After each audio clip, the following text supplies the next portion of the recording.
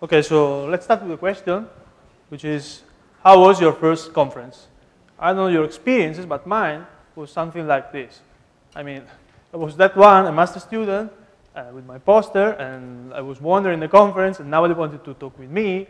And on the other hand, there were some other individuals, like this, for example, that were interacting a lot, and lots of people wanted to talk with them.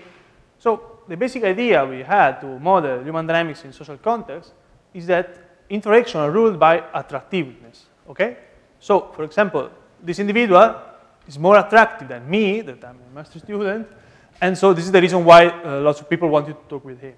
So, let's start with data. I have no time to explain how data or human dynamics are collected, but you can go to the social pattern webpage where they explain everything. And basically, they collect data of human dynamics in face-to-face interaction about different social contexts, such as hospitals, schools, museums, conferences, and so on, okay? And they record the position, the interaction of agent, but what we got in the hand are networks, okay? Dynamical networks. We represent the interaction between individuals like a network that evolves in time, okay? So a dynamical network is nothing more than a sequence of instantaneous network, okay? This is time. If you integrate time, okay, you can get a representation of an aggregate point of view, which is basically a weighted network, okay? So the properties of the social pattern data that we use for our model is that there is a strong heterogeneity in the duration of contact between individuals, okay? This is a power law, and burstiness, which means that the gap times between constant conversation are overload distributed too, okay? So if you go to the weighted network, you obtain aggregating information. You obtain that the weight distribution is also power law distributed, like this, and that the correlation between the strength and the degree of the elements, okay, is superlinearly correlated, okay? So, and you can see that all these features are quite universal, and it does not depend on the specific data set. If you are talking about a school or a museum or conferences, this display the same properties. So, the model we build is very simple because we think about agents performing a random walk in space, in two-dimensional space, and then when they meet, they start to interact.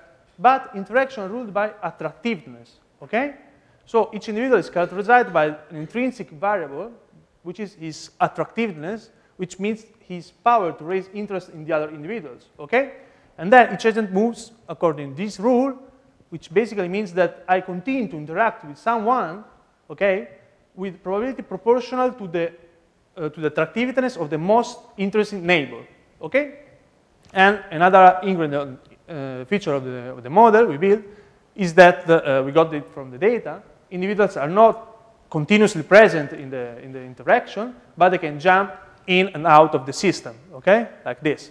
So we can say that the model works pretty well because we recover the same exponent for the contact direction distribution, for example, and for the intergap times distribution, burstiness, okay, and moreover, the behavior of the model does not depend on the parameter of the model, which is the density of the agents, okay?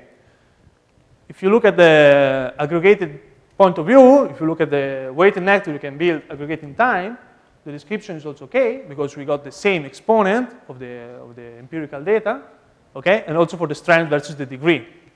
And another feature which is quite important in human dynamics, not only in face-to-face dynamics, but also in dynamics on larger time scale, like human mobility in cities and so on, for example, is that agents have a decreasing tendency in time to interact with new agents, okay?